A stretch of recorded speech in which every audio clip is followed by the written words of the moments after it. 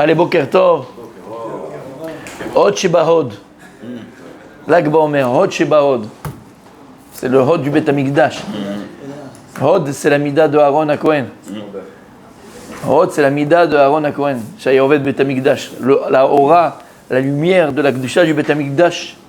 Celui qui est sensible et celui qui se prépare à cette Kedusha, Behemet, il peut l'atteindre, il peut la ressentir, et il peut en profiter le jour de l'Akba Omer.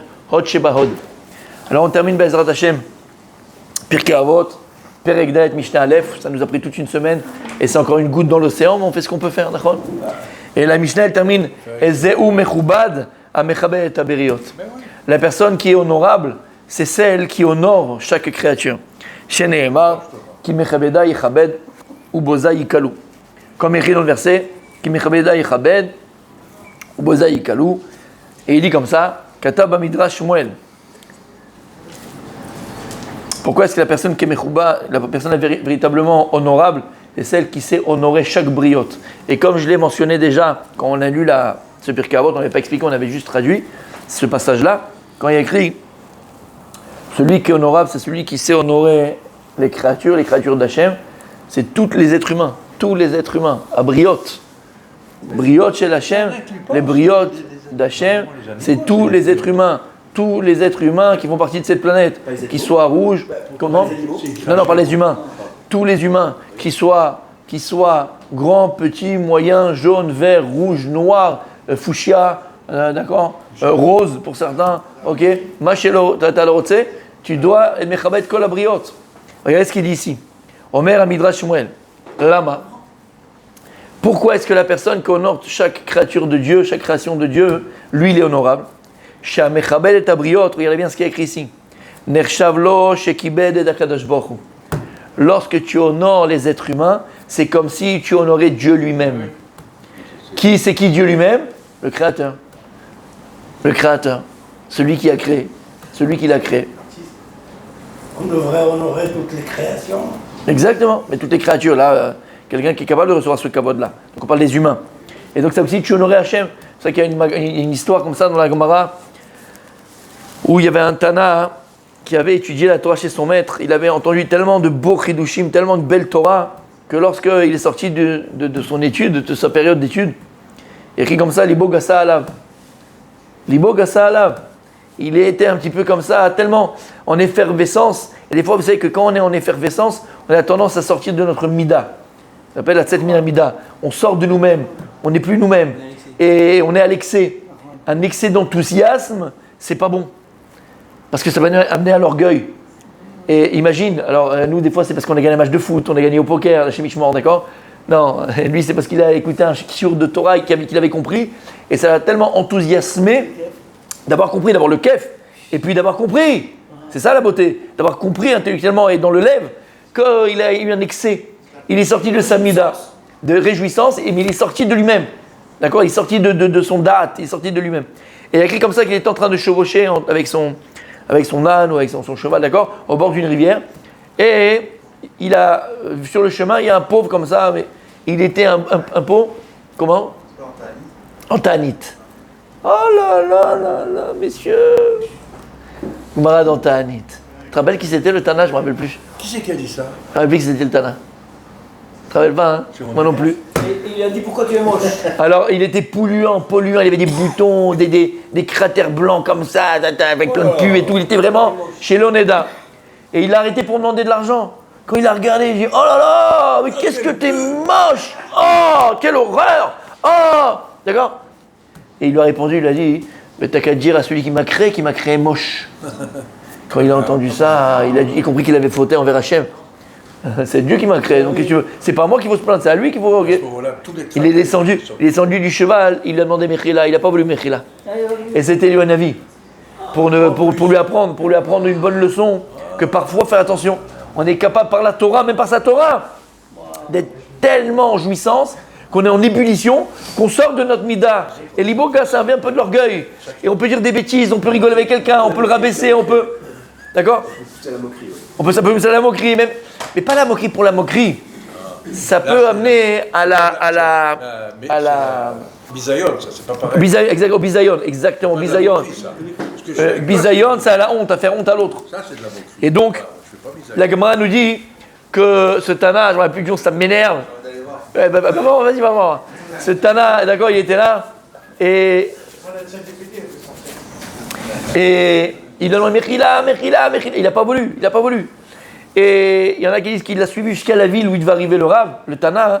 Et là-bas, quand il est arrivé, tout le monde l'accueille. C'était Gadol B'Israël, il va nous dire tout de suite le nom, je ne me rappelle plus du nom. Et Gadol B'Israël, tout le monde l'a accueilli, Rabbi. Il lui dit Quel Rabbi, c'est un truc, c'est un machin. Et il commençait à... Et lui, il avait honte. Et alors, les gens, ils ont voulu le frapper, ils ont voulu l'étrangler quand tu parles de tzaddik. Et le Rav, il a dit il a raison. Outsodek. C'est lui qui a raison. Et pourquoi il a fait ça, faire dans le public, comme lui, il a fait honte pour ceux de Kapara, et après, il lui a pardonné. Mais c'était Minash Shamaim. Et de là, on apprend à Moussar Askel qu'une personne, par jouissance, même de Torah, tu peux arriver à n'importe quoi, tu peux arriver même à mépriser les autres et les voir de haut. Et avouer, faire attention. Rabbi Elazar, messieurs. C'est l'excès. C'est qui Rabbi Elazar? Le fils de Rabbi Shimon Bar Yochai. C'est pas pour rien qu'Akadosh Baruch Hu. T'as vu? Chazak mon tzaddik. Quel daf exactement? Kaf. Gimel. Ah, Kaf Amud Bet. J'ai tourné avec Kaf Amud Bet. Il a fait, mais. Gardasse, tu vas tenir un carreau, hein. Ouais. Le Gardasse là, il est dépassé. Il claque là, le Gardasse. T'as compris? Il a fait, mais. Donc il dit à Mechabel et Abrion, Nirshalo, Shechibel et Akadosh Baruch Hu. Quelqu'un qui honore la création et les humains, c'est comme s'il aurait directement Akadosh Baruch Hu. Kevan shebnei Israël em cheven nachalato shel Hashem yitbarach. Vechol mechabdam are mechabed bekar et aboré yitbarach. Alors lui ici il dit, Davka, et en plus, lorsque tu honores un juif, lorsque tu honores ton frère juif, d'accord? Encore plus, puisque quand tu vas honorer toutes les nations sont les fils d'Hachem, donc lorsque tu honores les nations, n'importe quelle personne des nations, tu honores le fils d'Hachem. Mais lorsque tu vas honorer le premier-né d'Akadosh Baruch Hu, lorsque tu vas honorer leur âme Israël, l'enfant chéri de Dieu, là, le kavod il est encore plus grand. Vadaï shelo. Vechol mechabdim are mechabed bekar et aboré yitbarach. Vechol mazeh otam o poga ba'em kilu poga bechavod Hashem. Et quelqu'un qui est poga be'yehudi, quelqu'un qui déshonore un juif, quelqu'un qui méprise un juif, c'est comme s'il méprisait Akadosh Baruch Hu lui-même. ולכך אמר הכתוב על בני עלי כי מכבדה יכבד ובוזה יקלו שבני שהיו בני עלי מזלזלים בכבודם של ישראל שהיו חוטפים מהם בשר קודשים בחוזק וגם ישועו את קניהם של בנות ישראל. Il dit pourquoi ce pasuk qui mechabeda yechabed ou boza yikalu, ceux qui m'honorent je les honore, il dit Akadosh Baruch Hu, et ceux qui me méprisent je les maudis. Il parle des enfants de Élie. Élie c'était Élie à Cohen à l'époque où il n'y avait pas de Beth Amikdash, mais le Mishkan il était à Shiloh. Ah ouais. Et les enfants d'Élie sont morts. Il n'a pas eu le mérite d'avoir des enfants qui vont servir après lui. Et ils sont morts, les enfants d'Élie. Lama, parce qu'ils méprisaient les béné Israël. Ils méprisaient les béné Israël. Et pourquoi? Parce que vous savez qu'il y a le Matanot Kehuna, comme le Korban, il y a plein de Matanot Kehuna. C'est pas qu'ils recevaient, c'est qu'ils prenaient. Ils prenaient comme ça, Bechozek. Quand lui, ça nous revient. Ils voyaient les gens de haut. Et pareil, aussi les corbanotes des Bnot Israël qui venaient après un accouchement, après ceci, après cela. Maman, j'avais chotfim lahem. Et pourquoi ils faisaient ça? Parce qu'ils voyaient les Bnei Israël comme leur sujet, comme leur. Ils se croyaient au-dessus. Hachem, il a dit sur eux ceux qui m'honorent, je les honorerai, et ceux qui me maudissent, comment ils n'ont pas maudit Hachem? Non. Et ceux qui me déshonorent, je les maudis. Ils n'ont pas déshonoré Hachem. Si. En déshonorant le peuple juif, en manquant de respect à un Yehudi, tu déshonores Akadosh Baruch Hu. Et ils sont morts. Ils n'ont pas eu le mérite de vivre longtemps. C'est pas un anti-subtilis de Elia Cohen? Si, mais c'est pas le sujet. Velachen kara alem akatuv bozai. ולקח למד מכאן נתן שהמכבד את בני ישראל שהם חלקו של מקום על זה אמר כתוב מכבדי יכבד. Celui qui honore un Yehudi, il appelait Mechabedai. Il m'honore à moi, il dit Akadosh Baruch Hu. Ce que j'ai dit hier soir. Mamash. Voilà, en l'occurrence un Yehudi. Mamash, le fils aîné d'Akadosh Baruch Hu. Les Chabed et à Yehudi, les Chabed et Akadosh Baruch Hu. Attention, ce que j'ai dit hier, mes amis. 2000 ans d'exil. Mishum Sinat Rinam. Alors c'est vrai, on est dans cette situation-là où ça n'a jamais été autant difficile de l'Echabed et Hacheni, d'honorer l'autre, de respecter l'autre. Quand tu vois des juifs qui sont là et qui sont encore plus virulents qu'un antisémite, En France, le maire, il te donne une salle tranquillement pour faire tes prières, pour faire le kippour. On honore celui qui fait, on est mechabdim, pachout, mechabdim.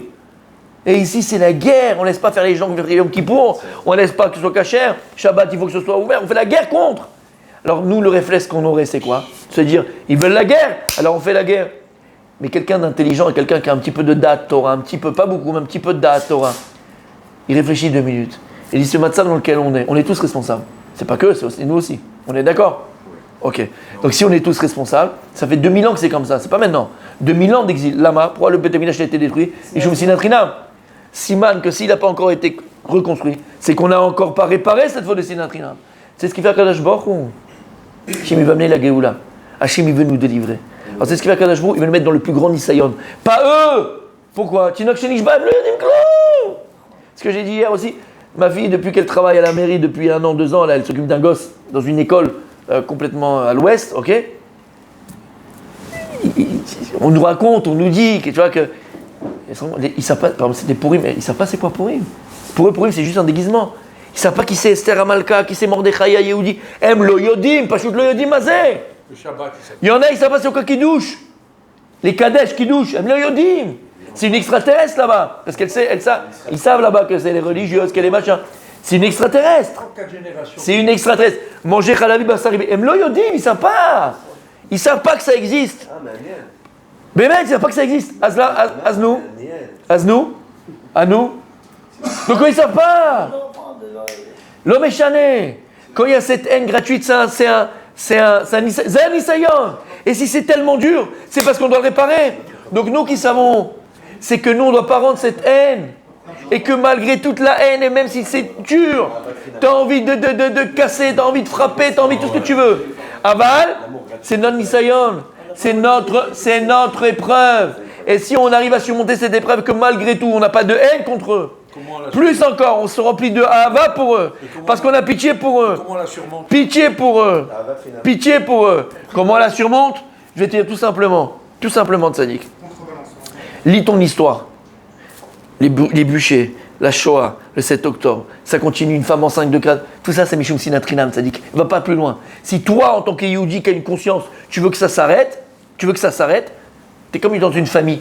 Imagine maintenant, on est toute une cantine de frères, sœurs, d'accord? Et il y a des choses graves. Attends, d'accord? Exactement, des brebis galeuses. Et tu sais que ces choses-là, ça amène la pourriture dans la famille. Ça amène que des MERDE dans la famille. Tu continues, toi? À te battre avec eux? Laisse! Va, invite le Shabbat, va faire des machins. Haine! Et d'ailleurs, regarde comme c'est magnifique. Rappelez-vous la première manifestation qu'ils ont fait. Ils sont partis en bande, organisée à Bnei Brak. Ils attendaient de faire la baston, ils descendent dans la rue. Les rabbinim, ils ont dit, vous descendez tous avec des gâteaux, de la boisson. On a vu. Et l'autre qui a pleuré devant le Lechadodi. Ils ont mis le Lechadodi en fort, l'autre qui s'est mis à pleurer, il était venu avec son casque pour taper. Tu as vu le truc? T'as compris ce que ça veut dire? Un lève chez l'Yehudi, il ne peut pas contre l'amour. L'amour, il appelle l'amour. Et pourquoi je dis ça? Parce qu'on se doit, nous qui savons pourquoi, on se doit. Alors c'est très dur, c'est que théorique ce que je dis. Mais il faut le vivre, il faut le faire. C'est un Isayon Shelan. T'es fatigué, toi? Non, t'es fatigué. Faut qu'on aille en vacances ensemble. Faut que je te sorte. Je te sens fatigué. Ça va être encore pire. Toi, il faut que je te sorte. Ça va être encore pire. Ah, je t'aime pas comme ça. Je t'aime plus vivant. Oh, lève le pied. Le monde, il continuera à tourner sans toi ou avec toi. M'énerve pas. D'accord? C'est bon? Bon, pourquoi tu ne Ok. proposes pas de sortir? Le regard, il veut tout dire. Je t'amènerai au parc. On fera un tout-tour, d'accord? On fera un petit tout-tour tous les deux. On va le sortir. Mais nous, on va le sortir. Ve'abarbanel piresh, she'amechabet et abriot u'mechamat anava sheyesh bo. En vérité, Dieu Abarbanel, c'est une personne qui est capable d'honorer n'importe quel être humain. Ben, c'est une marque d'humilité, comme on l'a dit avant. Pourquoi une personne n'est pas capable d'honorer l'autre? Parce qu'elle se prend. La Torah, il dit au Rav Dessler, Kol echad vechad, chacun d'entre nous, il a ce qu'on appelle la nochiyut. La nochiyut, c'est l'ego. D'accord? Voilà cet ego. L'ego, attention, c'est quelque chose de très positif. Quand il est mis à l'extrême, à l'extrémité, c'est de l'égoïsme, l'égocentrisme, toutes ces choses-là. Et donc de l'ego, il peut sortir de l'orgueil. D'accord ou pas? Et très souvent, pourquoi, et dit Rav Dessler, d'accord? Chacun, il va trouver l'essence, entre guillemets, l'essence, comme la voiture, d'accord? Pas l'essence. L'essence à son ego. Parce que l'ego, il faut qu'il marche. L'ego, il faut qu'il vive. L'ego, c'est son amour propre, d'accord? C'est pas négatif, l'ego. Comme j'ai dit, quand on le met à l'extrémité, en extrême, d'accord? C'est pas bon. Mais l'ego, c'est ton moteur. L'ego, c'est ce que tu es. L'ego, c'est ton amour propre, d'accord? L'ego, c'est ce qui permet d'avancer. L'ego, c'est l'ambition. On est d'accord? Donc il dit, chacun, il va trouver l'alimentation de son ego. Ce qui va alimenter son ego. Mais il dit, attention, quand c'est à l'extrême, tu peux arriver à l'orgueil. Un type, lui, son moteur, c'est parce que c'est un grand joueur de foot, il sait faire avec la tête, le pied, le derrière, le coude, le machin, l'épaule. C'est un tueur au foot, d'accord? Le type, il peut aussi être orgueilleux de cela, s'il c'est à l'extrême. Il dit, le Rav Dessler, la chose qui peut amener l'homme à le plus d'orgueil, mamash, c'est quoi, hein? C'est lorsqu'il alimente son ego par la Torah. La Torah, c'est ce qui fait développer le plus son anochiyut. En davar yoter gadol mi Torah gdosha, kede legadel, lefateach velegadel et anochiyut shel adam. Il n'y a pas plus que la Torah pour faire grandir et développer l'ego de l'homme. Et c'est pour ça que ça peut arriver à quoi? À l'orgueil. C'est ça que le plus grand, il y en a deux Yetzirah, mais un des deux plus grands Yetzirah d'un Rav, c'est quoi? C'est le kavod. C'est le kavod, vous savez très bien. On embrasse les mains, on embrasse les pieds, on embrasse le machin. Le kavod. Ils font maintenant des pins avec l'effigie du Rav. Ils font des t-shirts l'effigie du Rav. Ils font des chanoukiot avec la photo du Rav au milieu. Ils font des culottes derrière avec la photo du Rav. Ça t'es enfant quand tu fais. Il y a tout aujourd'hui. C'est la publicité. Avec tout le respect que je vous dois, j'ai jamais eu le Rav Kanievski. Lui, après, il y a les autres qui font ce qu'ils veulent, mais je ne parle pas de Dieu, d'accord? Je parle du Rav. D'accord? Rav Kanievski, on va faire des t-shirts de lui, ou faire des pins de lui, ou faire une chanoukia avec sa photo au milieu. Jamais vu. Jamais vu. Jamais vu même le Rav Ovadia Yosef faire des pins de lui ou faire des choses comme ça. Jamais. Après, que tu aies une photo du Rav à la maison, c'est toi qui as pris la photo, c'est autre chose. Je parle que le Rav lui-même, d'accord? Il en fait un business. Bref, on a compris, je m'arrête là. Ok, stop. Non, t'as compris ce que je dis. Ok? Et une des plus grands Yetzirah d'un Rav, c'est quoi? C'est le kavod. Mais là, c'est naturel, mon pote. Puisque le Rav, il est entièrement, Talmid Chacham, il est entièrement dans la Torah, il dit Rav Dessler, ça augmente sa nochiyut, ça augmente son ego. C'est pour ça, hein, il dit Rav Dessler, à la avoda du Limud Torah, pour faire baisser la pression, on avait dit, faire baisser la pression, faire descendre ton ego, c'est avodat atfila. Avodat atfila. Aussi important Limud Torah que la tfila. La tfila, c'est quoi? Se soumettre entièrement à Kadosh Baruch Hu. Hashem, c'est fataï tita ofiyagiti la terre à Kadosh Baruch Hu. Que mes lèvres bougent et que ma bouche dise tes louanges, je n'en ai pas la force si c'est pas toi qui me le donne. Donc ça te remet à ta place. Ça te remet à ta place. Chavuta aussi, mais même la chavuta, tu peux le prendre de haut. C'est tfila, tzadik. C'est tfila. La tfila, elle te remet à ta place. Tu sais que tu dépends que de ta chokma, elle dépend de chonen adat, c'est Kadosh Baruch Hu. Puis tu es comme tout le monde. D'abord, mais plus que ça, l'essence de la prière. L'essence. Exactement. Donc, l'essence de la tfila, c'est quoi? C'est se soumettre à Hachem. Donc, c'est que tu n'es rien sans Kadosh Baruch Hu. Et donc, ça vient baisser l'ego du Limud Torah. T'as compris? Mais il n'y a pas comme Limud Torah. Alors, il dit ici, quelqu'un qui a du mal et qui a tendance à mépriser les autres, c'est toujours par orgueil. Quelqu'un qui est mechabed et tabriot, siman shiu anav. Quelqu'un qui est capable d'honorer, que ce soit un grand, un petit, un moyen, un enfant, de la même manière. Bien sûr, le kavod d'une personne âgée, c'est pas le même que le kavod d'un enfant, je suis pas en train de dire ça. Ah bah les chabad et koulam. D'accord? Quelqu'un rentre à la synagogue, il n'y a pas de livre, tu lui donnes le livre. Ah non, mais moi je vais donner un livre. On a fini les trucs où distribuer, comme j'ai dit, distribuer les télim qu'on fait tous les matins, d'accord? Voilà. Mais c'est un srout. Ça, c'est la anava par définition. D'ailleurs, son surnom, c'était un affre. Il y a l'antichrist et l'anti-marocain. Ça, c'est l'anti... Ah mince, qu'est-ce que je viens de dire? J'étais prêt, j'étais à rien, tu vois, ça flanchait, pourquoi? Je rigole, bien sûr. La réalité est plus grave que celle-là, messieurs. D'accord? Mais regardez Blarinara. C'est normal que ce soit M. Ben Danan qui va distribuer, mais lui, M. Ben Danan, il prend ça comme un mérite. Et comme un mérite, comme un sout. C'est la Hanava. Yehoshua Benoun, le père de Rashi, et ainsi de suite. C'est la Hanava. Quelqu'un qui est Hanav, il dit là à Barbanel, ou Yachol lechabed tabriot. Lui, il peut honorer les autres. Parce qu'il est humble, il a l'humilité, il sait baisser la tête devant les autres. C'est pas grave, allez mechabed autre. Aïe. Ce que j'aime, moi, c'est le sourire pour vous. C'est pour ça qu'on peut faire une féministe. C'est magnifique. Ok. Chez Niske Bezrat Hashem d'accomplir toute la Mishnah qu'on vient de lire. Elle devise Ezeu Chacham le Mikol Adam. Ezeu Gibor Koshet Yitzro. Ezeu Sameach. Ah, j'ai un chidouche là-dessous. J'ai un chidouche sur ça. J'ai pensé à ça la nuit. Ça m'est venu comme ça. Faut pas le garder pour soi. Ezeu Hachi, on a dit à sa mère Bechelko. Ah, je vous le dis la prochaine fois. Ah, Non, vous en avez trop dit. Vous en avez trop dit. On va passer un mauvais Shabbat. Par exemple, sur le Shabbat, justement. Non, il n'y a pas de Vous en justement, avez il y a trop dit, Justine. faut aller jusqu'au bout. C'est quoi? Bon, je termine parce qu'il est tard. Non, il y a la plage qui nous attend, messieurs. Il y a la plage. Alors, le thème du cours, c'est le cours. Ah oui, le cours de je vais l'envoyer de toute façon, le thème. C'est ce que je vous avais dit. Je ne savais pas quand le faire, le cours sur Shabbat. Vous vous rappelez? Ouais. Un peu ésotérique sur Shabbat et tout. Puisque c'est l'Akba Omer, Rabbi Shimon Bar Yochai, c'est l'actualité. Donc, on fera le cours. C'est une goutte dans l'océan, mais on fera ce qu'on pourra faire en 1 heure sur les secrets du Shabbat. Les secrets du Shabbat Kodesh. Manière ésotérique. Ouais, Toi, tu connais, bon. Le ridouche. On a dit Ezeu Hachir à sa mère Bechelko. Après, je me posais la question, pourquoi il y a écrit à sa mère Bechelko? Sa mère Bechelko. Alors, on avait dit ça. Non. C'est déjà très bon. Reviens, Rabbi Daniel.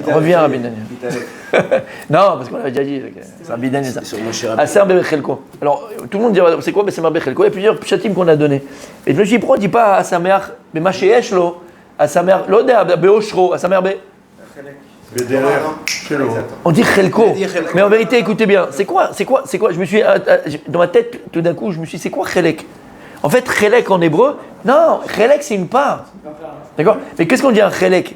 Chelek c'est une part de quelque chose. Jusqu'à présent, à Samer Bechelko, c'est quelqu'un qui est content de sa part. Donc en vérité, qu'est-ce qu'il a? À Samer Bechelko, c'est quoi Bechelko? C'est comme si mélanger un gros gâteau.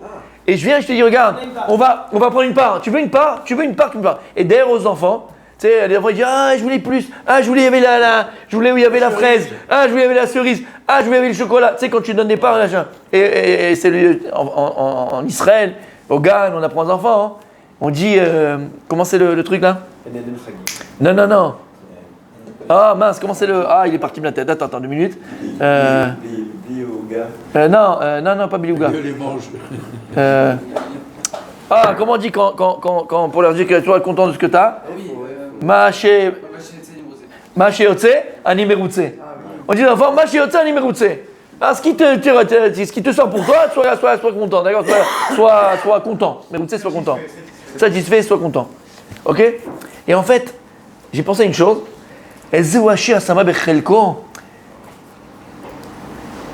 Tous les matins, tous les jours, tous les matins, Kadash Baruch Hu, nous on pense que le monde il est efker, que le monde il est à peu près, le monde il est au hasard. Tous les matins, Kadash Baruch Hu, il amène un gros gâteau barolam. Kadash Baruch Hu, il a prévu un shefa, une abondance dans le monde.